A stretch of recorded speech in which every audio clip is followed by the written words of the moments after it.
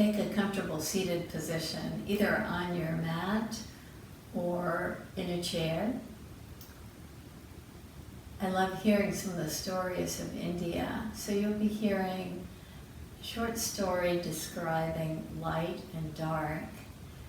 And we'll be attuning that to a meditation on the breath. I always like closing my eyes just to start the practice, to attune to the breath.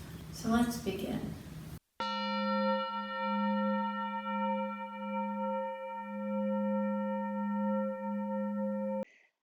There's one way of teaching in India that I especially am drawn to. It's storytelling.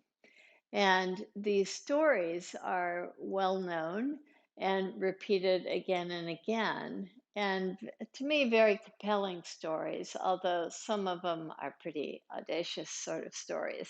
It's a way, especially for parents, to teach children differences between right and wrong, for example. And gods are typically represented as those beings that embrace change, admit error, and make course correction. And demons apply delusion and impulse. And demons are very averse to any changes and don't like the facts, don't want to connect to a changing world. By using this as a teaching method where you can kind of teach the difference between right and wrong, what evolved from these stories are certain standards in society, like how to act, how to behave. I've found these very useful in my own life. Maybe you remember stories that your parents told you that you remembered because they taught you certain ethical values to hold on to,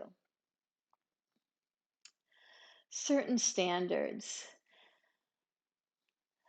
a certain sort of moral compass that you grew up with. And the rest of your life, you've kind of held on to these stories or these standards, moral principles. Some of us can accept change and kind of change our course. Others of us kind of deny the truth of what's going on. And that applies to our own body, to our own behaviors. When we come to the mat, when we see resistance in our practice, it's very telling. And if we choose to just kind of come off the mat and not work with that resistance that we're feeling in the pose, sometimes we can't break through. We get stuck.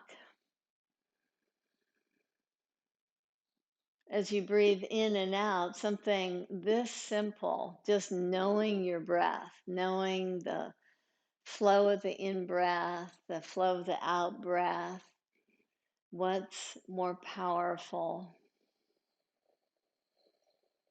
what's more easeful. That allows you to kind of shed some light on yourself. And this light, inner knowledge is so important in yoga. Stories are all about allowing us to see the light. The stories reflect the demon's interest in keeping us in the darkness. So as you breathe in and out, see how you can bring the light inside, bring more fullness inside.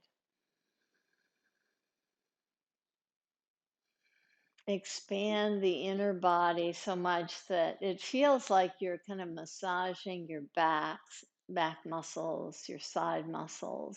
Stay seated and continue to reflect on the in breath, how it draws in and creates this feeling of spaciousness and light in the inner body.